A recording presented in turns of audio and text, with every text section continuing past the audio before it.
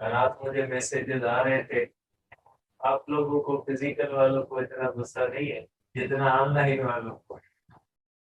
तो out of syllabus थी, फिर ये था, फिर वो था, जो कुछ भी था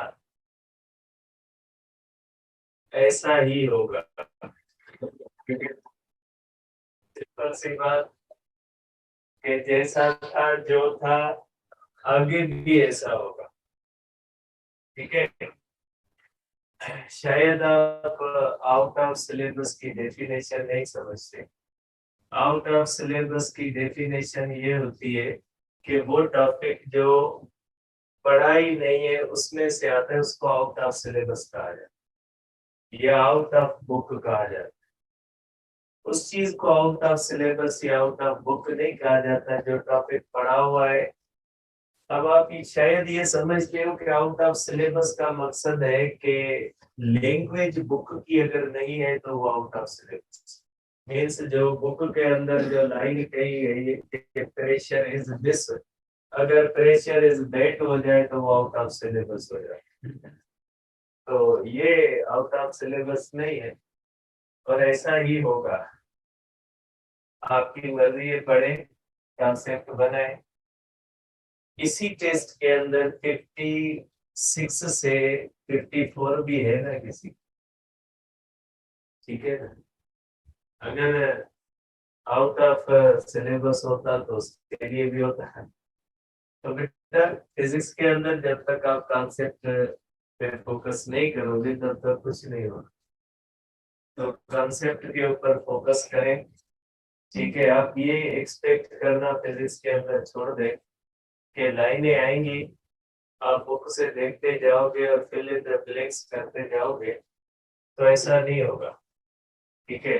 और कम से कम मैं नहीं दूंगा, बाकी हर एक की अपनी मर्जी होती है। इसलिए जो भी आप पढ़ते हैं उसी को फोकस करें। मैं आपको ये सारा भेज देता हूँ, जो भी सोल्यूशन है उसमें आप मुझे बताइएगा। अगर कोई भी ऐसा फार्मूला हो, चाहे प्रॉब्लम हो चाहे थ्योरी हो, उसके अंदर कोई भी ऐसा फार्मूला यूज हुआ हो जो आपके बुक के अंदर ना है, तो फिर आप मुझे बता दीजिएगा कि सर ये आउट ऑफ सिलेबस था, तो मैं आपको उसकी मार्क्स दे दूंगा।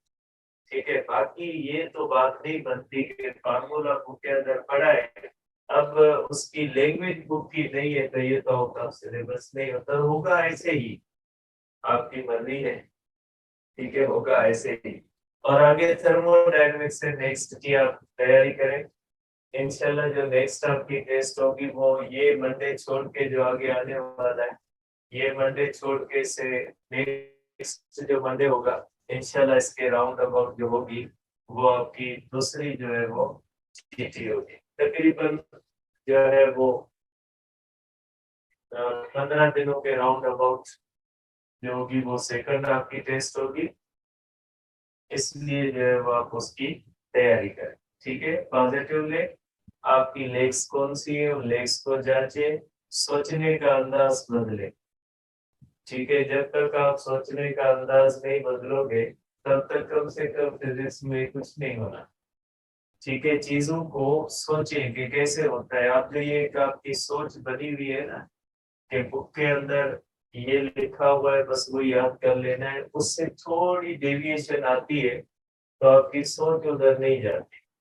सोचना शुरू करें, दिमाग को चलाना शुरू करें, सोच का अंदाज बदलोगे तो ही जो है वो उसमें आपको सक्सेस मिल सकती है। अभी जो सूरत हाल है इसमें गर्ल्स की रिजल्ट आपसे ज्यादा है, मैं नाम नहीं ले सकता, लेकिन आपसे बॉयज से गर्ल्स की रिजल्ट ज्यादा है। ऑनलाइन के अंदर भी ऐसे ही है और फिजिकल के अंदर भी ऐसे ही है। ठीक है। तो कोशिश करें ऐसा नहीं करें। तो कल जो पहले जो है वो की फिजिक्स के अंदर थोड़ा मसला आया था, सीरीज चेंज हो गई थी तो उसमें आपकी पोजीशन थी, लेकिन जबकि ये सही की गई तो पोजीशन में तब्दीली आ गई। ठीक है। क्योंकि मुझे अंदाजा था कि बहुत सारे यहाँ पे आप हमारे पास फर्स्ट ईयर इंटर के अंदर भी इधर पढ़े हो, तो मुझे अंदाजा था कि आपकी नहीं आनी चाहिए। ठीक है। तो इसलिए ठीक है, तो सोचने का अंदाज जो है वो बदले। जब तक आप सोचने का अंदाज नहीं बदलोगे, उन्हीं पुरानी चीजों पे रटाफिकेशन पे रहोगे, तब तक नहीं होगा। ठीक है, थोड़ा सोचना शुरू करें, दिमाग को खोले, चलो मसला नहीं, आगे नेक्स्ट की तैयारी करें। देखिए बेटा, हमने किया था ये एक फार्मूला, हमने किया था, बुक दे दे बेटा मुझे। बेटा हमने हीट कैपेसिटीज के बारे में और स्पेसिफिक हीट के बारे में डिस्कस किया था। उसका एक एग्जांपल था, उसको आज करते हैं बेटा। लास्ट टाइम हमने किया था बेटा डिटर्मिनेशन ऑफ स्पेसिफिक हीट की थी बेटा। हमने ये टॉपिक किया था determination of specific heat capacity बेटा।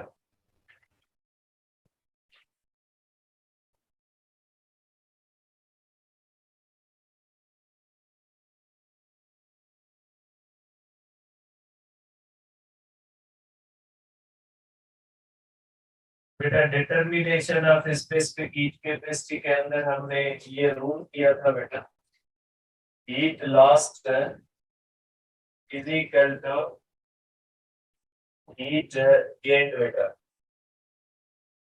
बातें नहीं करे बेटा, heat lost is equal to heat gain होता है बेटा। अब इसके अंदर हमारे पास बेटा जो क्वेश्चन है ये है 11.5 बेटा, एग्जाम्पल होता है। ठीक है, एग्जाम्पल है बेटा 11.5। क्वेश्चन के अंदर कहा गया बेटा 50 ग्राम पीस ऑफ मेटल। ठीक है बेटा, इसमें हमने ये पढ़ा था कि जिस चीज की स्पेसिफिक फाइंड करनी है उसका मास पता होना चाहिए बेटा। तो मास ऑफ द मेटल क्या होता है बेटा, इज इक्वल टू 50 ग्राम होता है बेटा। ठीक है, अब स्पेसिफिक हीट ऑफ मेटल आपको फाइंड करनी है। इसके अंदर है बेटा जो कैलोरी मीटर है, mass of the calorimeter is equal to 400 gram. और specific heat of calorimeter दी हुई है बेटा 386 जूल पर किलोग्राम पर केल्विन बेटा दी गई है। मास ऑफ द वाटर दिया हुआ है बेटा 400 ग्राम। स्पेसिफिक हीट ऑफ वाटर होती है बेटा, लेफ्ट पेज पे लिखी हुई है 4180 बेटा, 4180 जूल पर किलोग्राम पर केल्विन होती है बेटा। ठीक है, अब इसमें कहा गया बेटा कि इस तरह से कैलोरी मीटर है, कैलोरी मीटर के अंदर इस तरह से पानी पड़ा है बेटा, और पानी के अंदर हम क्या डालते हैं बेटा, मेटल डालते हैं। अब मेटल की स्पेसिफिक हीट आपको बतानी है कि मेटल की स्पेसिफिक हीट कितनी होती है बेटा। अब इसमें दिया हुआ है बेटा कि initial temperature of calorimeter is equal to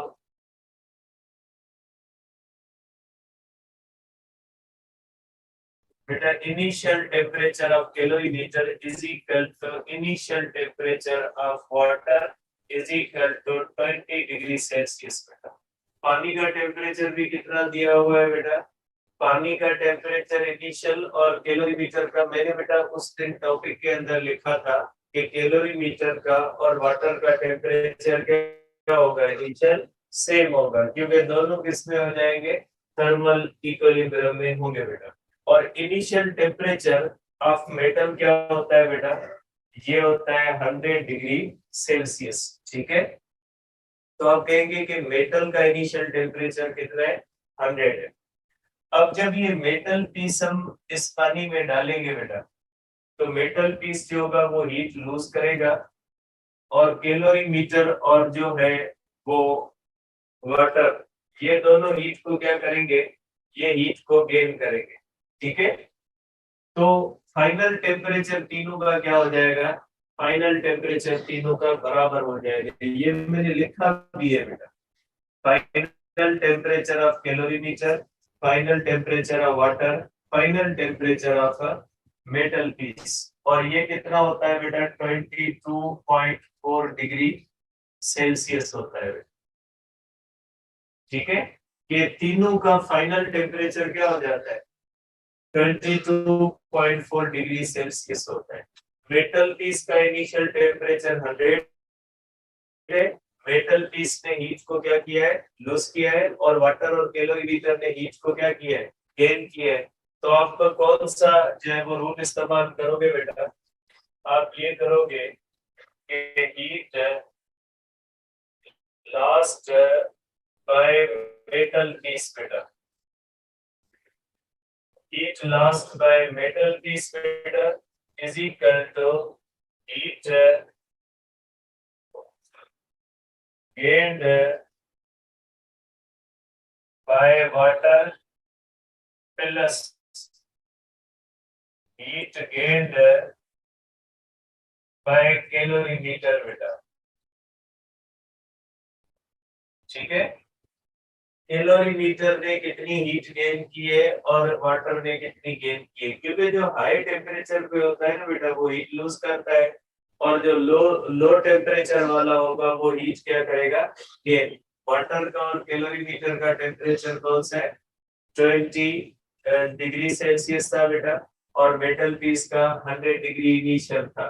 तो जाहिर सी बात है जब मेटल पीस को आप मिक्स करोगे तो मेटल से हीट का फ्लो होगा, क्योंकि हीट का नेचुरल फ्लो होता है from hot body to the cold body. अब आप करोगे बेटा mass of the metal specific heat of the metal change of temperature of metal is equal to mass of the water specific heat of the water change of temperature of water बेटा। mass of the calorimeter specific heat of the calorimeter change of the temperature of calorimeter। अब देखिए बेटा एक बात याद रखिएगा कि यहाँ पे मास ग्राम में दिया हुआ है और सी जूल पर किलोग्राम में दी हुई।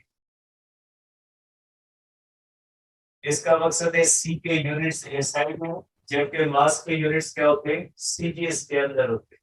तो कभी कभी ऐसे होता है कि ये मोस्टली एमसीक्यूज के अंदर ऐसा होता है कि सी की वैल्यू जो दी जाती है वो कैलोरी पर ग्राम के अंदर दी जाती है।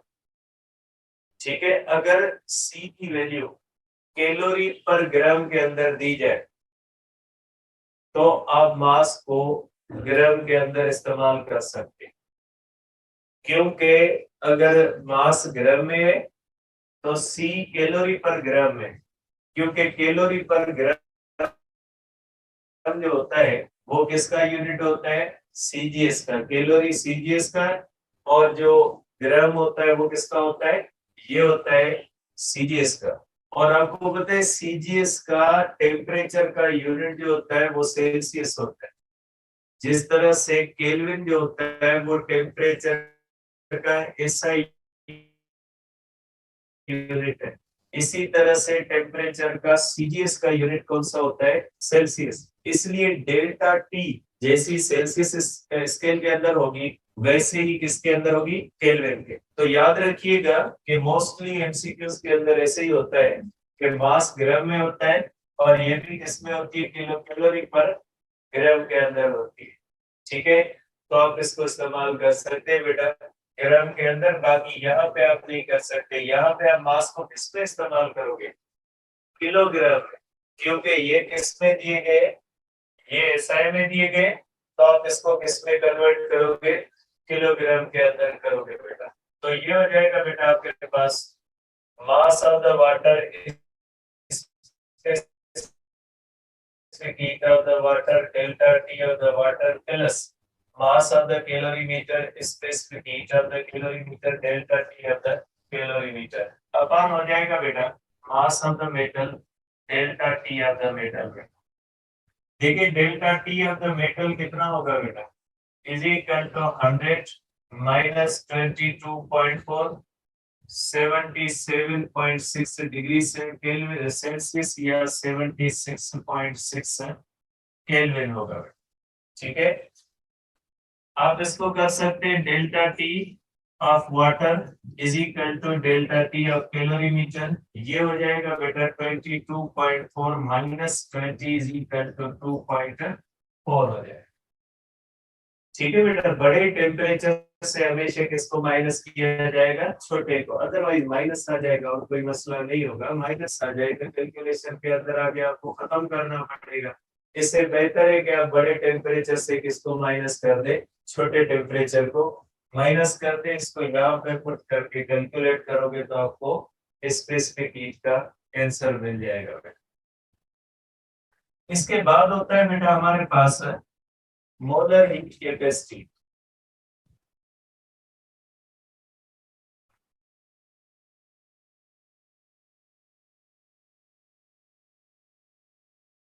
इसको भी आप सी से कह ले बेटा, molar heat capacity.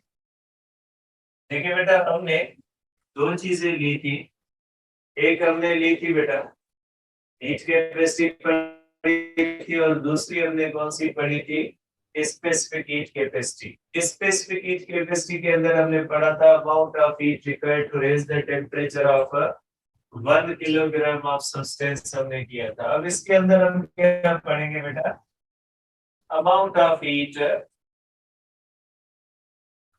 amount of heat required to raise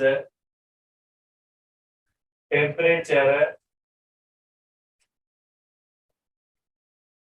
of 1 mole of substance, 1 mole of substance up to 1 degree Celsius or 1 Kelvin is called molar heat capacity बेटा। ठीक है बेटा, किसी भी चीज का अगर 1 मोल ले बेटा, सपोज करें हमारे पास इस तरह से है बेटा कि हमारे पास 1 मोल ऑफ आइडियल गैस है इस तरह से, ठीक है, 1 मोल ऑफ आइडियल गैस है, इसका इनिशियल टेम्परेचर समझिए 14.5 डिग्री सेल्सियस है। अब अगर आप इसको हीट देते हो बेटा, डेल्टा क्यू देते हो, ठीक है, अब डेल्टा क्यू आप दो और उसका टेम्परेचर जो फाइनल बन जाए, ये कितना बन जाए 15.5 degree Celsius, means delta T कितनी बन जाए बेटा 1 सेल्सियस डिग्री बन जाए, ठीक है। तो आप कहोगे बेटा 1 सेल्सियस डिग्री बन जाए, तो आप कहोगे कि ये जो हीट होती है इसको हम क्या कहेंगे, मोलर हीट कैपेसिटी। कि वो हीट जो किसी भी गैस के 1 मोल का टेम्परेचर 14.5 से बढ़ा के कितना कर दे 15.5, उसके लिए आपको जितनी भी हीट देनी पड़े उसको कहा जाता है मोलर हीट कैपेसिटी, ठीक है। अब ये डायटोमिक गैसेस की अलग होती है, मोनोएटोमिक गैसेस की अलग होती है और पॉलीएटोमिक गैसेस की अलग होती है, ठीक है। इनका जब डिफरेंस पढ़ेंगे Mayer's formula Cp minus Cv, तो उसमें इसको आगे डिस्कस करेंगे। यहाँ पे सिंपली आप समझे कि मोलर हीट कैपेसिटी का मतलब क्या होता है। मोलर हीट कैपेसिटी का सिंपल सा मतलब है कि किसी भी सिलेंडर के अंदर आप किसी भी गैस का 1 मोल रखें, फिर उसका कांस्टेंट वॉल्यूम रखें, फिर उसका कांस्टेंट प्रेशर रखें, वो आपकी मर्जी। लेकिन 1 डिग्री बढ़ाने के लिए, ये 1 डिग्री बढ़ाने के लिए उसको जितनी भी हीट देनी पड़े वो हमें क्या बताती है, मोलर हीट कैपेसिटी बताती है बेटा, ठीक है। आप इसका फार्मूला कर सकते हैं बेटा, आप इसका फार्मूला करोगे is equal to delta Q upon आप करोगे इन डेल्टा टी, और इसका यूनिट कौन सा हो जाएगा बेटा, इसका यूनिट हो जाएगा जूल पर मोल पर केल्विन बेटा, आप इसका यूनिट कर सकते हैं, ठीक है। अब बेटा यहाँ पे कहा जाता है कि गैसेस की मोलर हीट कैपेसिटीज 2 होती है बेटा, गैस सॉलिड और लिक्विड की एक होती है, जबकि जो गैसेस होती है ना, जो गैसेस होती है उनकी मोलर हीट कैपेसिटीज 2 होती है बेटा। इसकी बुनियादी वजह ये है कि जो गैसेस होती है उनका प्रेशर चेंज होने से उनके वॉल्यूम में अच्छी खासी तब्दीली आ जाती है। आपको पता है कि गैसेस के मॉलिक्यूल्स के दरमियान स्पेस होता है, प्रेशर बढ़ने से वॉल्यूम कम हो जाता है और प्रेशर कम होने से वॉल्यूम क्या हो जाता है, बढ़ जाता है। क्योंकि गैसेस के अंदर कंप्रेस होने की सलाहियत है, गैसेस के इंटरमॉलिक्यूलर स्पेसिंग ज्यादा होती है। आप उसको प्रेस करोगे, मॉलिक्यूल एक दूसरे के करीब आ जाते हैं।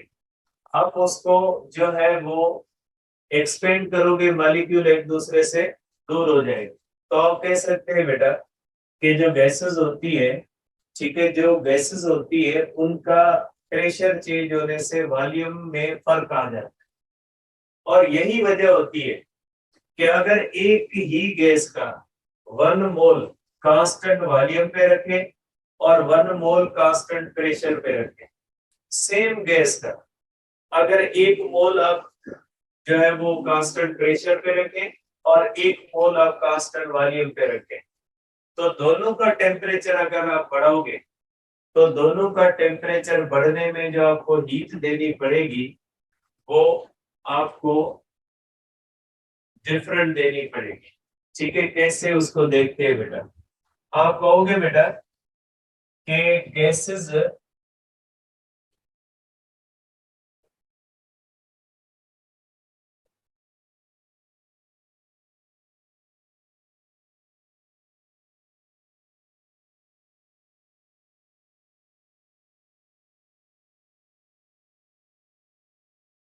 गैसेस को बेटा दो मोलर हीट कैपेसिटीज होती है। एक होती है बेटा, अब इसका रीजन मैं लिख लेता हूं, बिकॉज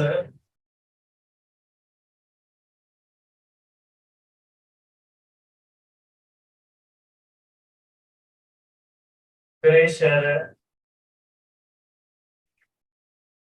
can change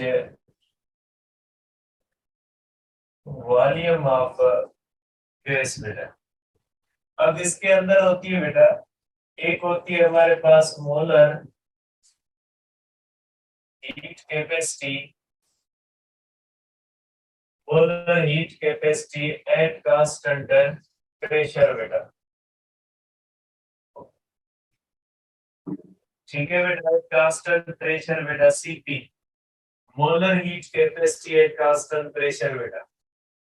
कि अगर किसी भी गैस का आप वॉल्यूम कांस्टेंट रखते हैं, आप इसको इस तरह से डिफाइन कर सकते हो, amount of heat required to raise temperature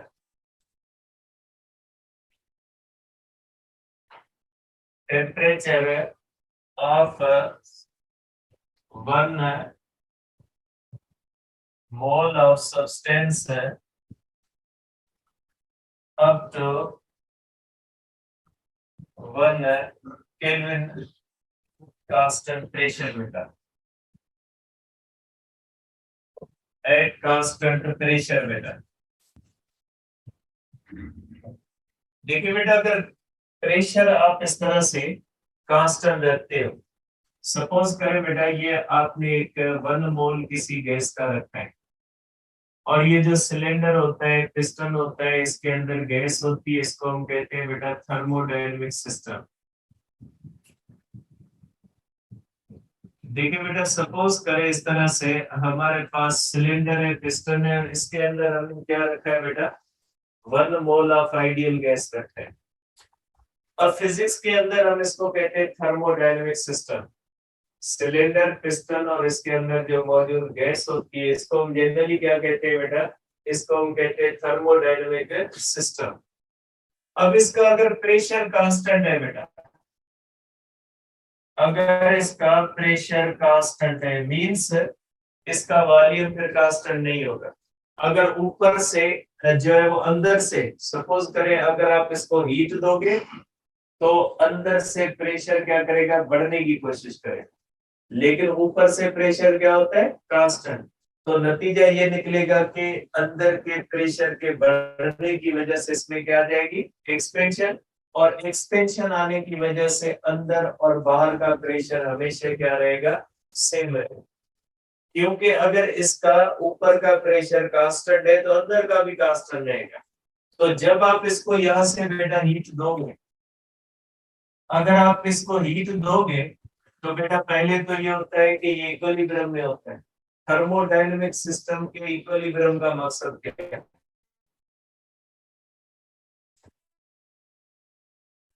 कि न और ना ही उसका टेम्परेचर चेंज हो रहा है। अब अगर आप हीट दोगे तो ये हीट इसके अंदर जाएगी और अंदर से इसका टेम्परेचर क्या होगा, बढ़ेगा।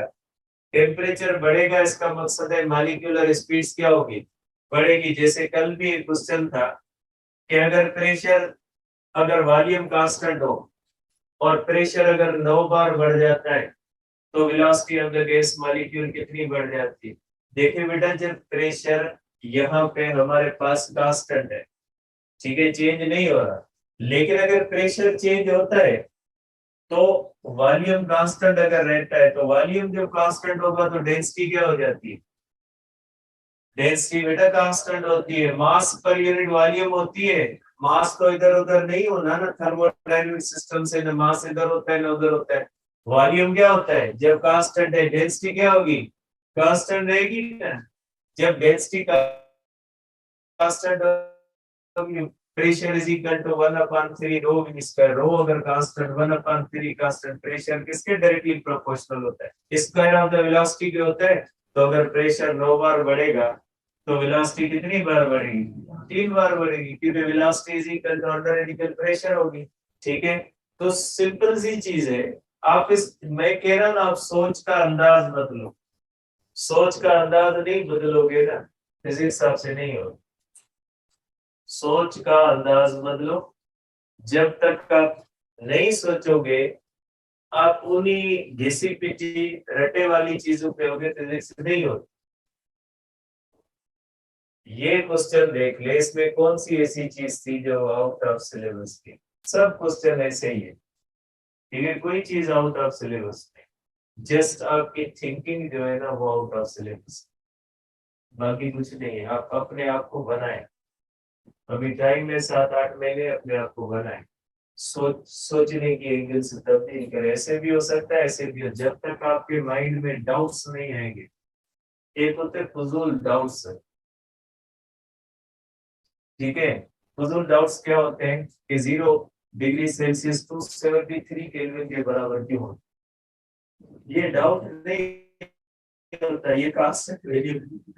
सोचने का अंदाज बदले। सोचने का अंदाज जब तक नहीं बदलोगे ना, तब तक कोई चीज नहीं होगी। तो बेटा यहाँ से जब हीट आएगी ना इसके अंदर, तो अंदर से प्रेशर क्या हो जाएगा, प्रेशर बढ़ने की कोशिश करेगा। लेकिन इसमें प्रेशर क्या है, कांस्टेंट है। इसका मकसद है अंदर प्रेशर अगर बढ़ने की कोशिश करेगा तो अंदर मॉलिक्यूलर स्पीड्स बढ़ेगी, क्योंकि प्रेशर से डायरेक्ट रिलेशन है। तो इस तरह से मालिक अंदर से फोर्स लगेगी और पिस्टन क्या करेगा, ऊपर मूव करेगा, क्योंकि अंदर का प्रेशर बढ़ा, बाहर का प्रेशर कांस्टेंट। तो ऊपर जब ये वॉल्यूम एक्सपेंड होगा तो अंदर का प्रेशर और बाहर का प्रेशर फिर क्या हो जाएगा, बराबर हो जाएगा। तो बेटा जब आप कांस्टेंट प्रेशर पे आप इसको हीट देते हो तो वो हीट इसका टेम्परेचर बढ़ाती है, लेकिन इसके साथ उसका वॉल्यूम भी चेंज करती है। और आपको पता है थर्मोडायनेमिक्स आपकी पढ़ी हुई, आप एनर्जी टेस्ट के, आपको पता है कि थर्मोडायनेमिक्स में वॉल्यूम का ताल्लुक किसके साथ होता है, वर्क का किसके साथ होता है, चेंज ऑफ वॉल्यूम। अगर आप किसी भी थर्मोडायनेमिक सिस्टम को हीट देते हो और उसका वॉल्यूम चेंज होता है तो हम क्या कहते हैं, वर्क हुआ। तो यहाँ से जो हम हीट देते हैं ना बेटा, ये जो हीट होती है इसका कुछ हिस्सा टेम्परेचर में जाता है और कुछ हिस्सा किसमें चला जाता है बेटा, वर्क में चला जाता है। मीन्स आपकी given heat, total given heat temperature change में नहीं जाती, कुछ हिस्सा टेम्परेचर में जाता है और कुछ हिस्सा किसमें चला जाता है, वर्क में जाता है। ठीक है, तो जब आप किसी भी गैस के 1 मोल को कांस्टेंट प्रेशर पे रखोगे तो आप जो हीट दे रहे हो वो टोटल की टोटल उसका टेम्परेचर चेंज नहीं कर रही, उसका कुछ हिस्सा उसका टेम्परेचर चेंज कर रहा है, बाकी किस में जा रही है, बाकी वर्क में जा रही है। ठीक है, अब आ जाए कि molar heat capacity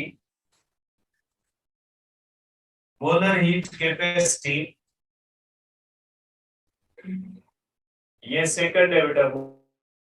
molar heat capacity at constant volume CV. ठीक है, अब देखिए इसकी डेफिनेशन ये होगी, amount of heat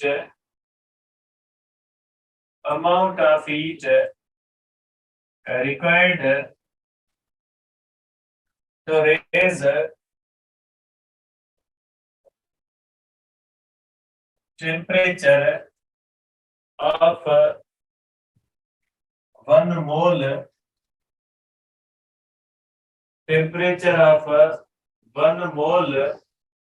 of gas up to 1 Kelvin at constant volume। Constant volume पे अगर रखे बेटा गैस को, सपोज करें अगर कांस्टेंट वॉल्यूम पे हम करते हैं बेटा इस तरह से, एक हमारे पास बेटा गैस होती है, उसका वॉल्यूम कांस्टेंट है बेटा। ठीक है, अगर वॉल्यूम कांस्टेंट, प्रेशर कांस्टेंट है तो क्या होगा बेटा, प्रेशर कांस्टेंट है बेटा तो वॉल्यूम कांस्टेंट नहीं होगा, और डेंसिटी जो होती है बेटा ये कांस्टेंट नहीं होगी बेटा। तो ये जो डेंसिटी होती है बेटा, डेंसिटी जो होती है वो कांस्टेंट नहीं होती है, चेंज इन वॉल्यूम भी जो होता है बेटा वो जीरो नहीं होता, और जब जहां पे चेंज इन वॉल्यूम जीरो नहीं होता वहां पे वर्क जीरो नहीं होगा बेटा। अगर यहाँ पे बेटा वॉल्यूम कांस्टेंट है बेटा, अगर आप वी कांस्टेंट रख देते हो बेटा तो डेल्टा वी जीरो हो जाएगी बेटा, और डेंसिटी क्या हो जाएगी बेटा, डेंसिटी कांस्टेंट होगी बेटा। ठीक है, क्योंकि यहाँ पे आपने वॉल्यूम को कांस्टेंट रख दिया। अब अगर आप इसको हीट देखते हो बेटा, तो ये हीट किस काम के लिए इस्तेमाल होगी, ये टेम्परेचर चेंज में जाएगी, क्योंकि इसमें वॉल्यूम तो चेंज नहीं होना, मीन्स वॉल्यूम वही रहना है, तो फिर आपकी हीट किसमें चली जाएगी, वॉल्यूम चेंज में। जबकि यहाँ पे अगर आप दोगे तो यहाँ पे आपकी गिवन हीट किसमें चली जाएगी, ये चेंज ऑफ टेम्परेचर प्लस इसमें क्या होगा वर्क। सपोज करें इसको भी 50 जूल देते हो और इसको भी आप कितना देते हो, 50 जूल देते।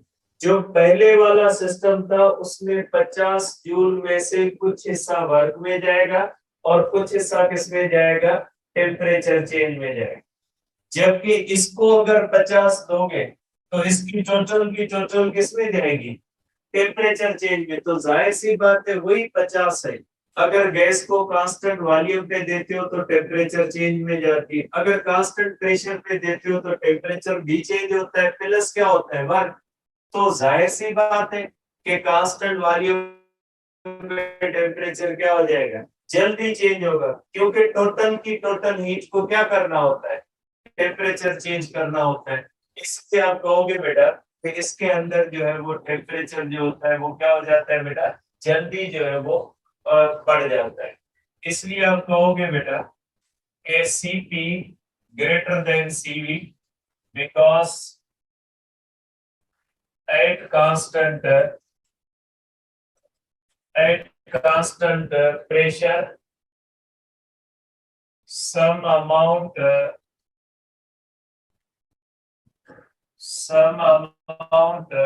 of a given heat is also converted into work। ठीक है, whereas at constant volume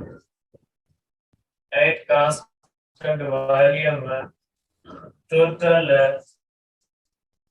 heat is utilized in changing temperature। ठीक है, we can conclude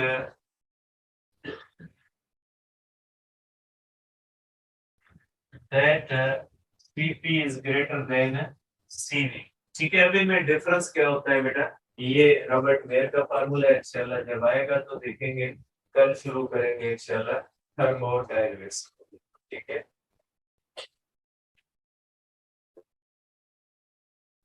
मैसेज कर